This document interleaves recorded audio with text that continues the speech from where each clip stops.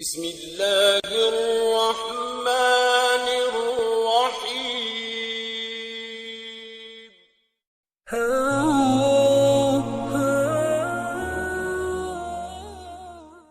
آمنو چاچی ایمان راوړی دي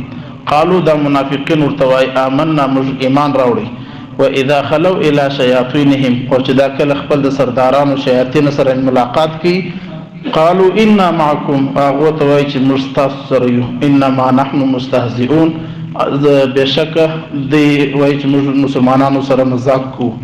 الله يستهزئ بهم الله ويزستا سر مزاكم ويمدهم في طغيانهم يعمهون اور زتا ست مهلت در کوم ستی په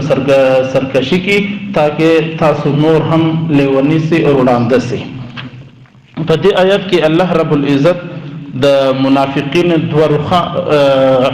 سیستم بیان کړی دی دا اعلان کړی دی الله رب العزت فرمایي دا منافقین چې کله د مسلمان سره ملاوي او استاد سره چې کله خپل د مشرانو سره ملاوي او عزتي سره حقیقت دا دی چې دا د مسلمانانو سره نه دی او الله رب العزت مسلمانانو ته د دې دغه چال وروشوي شیاطینهم د دې او مشرانو ته ویل کېږي شیطان ځکه چې د الله حکم نه ومني د الله د حکم سره د دعوت بعد انکار وکړي هغه د شیطان په زمري کې راځي نو الله رب العزت ورته فرمایي چې الله یستاذ الله ستې سره هم مذاق کوي مذاق مطلب دا دی چې الله ته هم سلیل کوي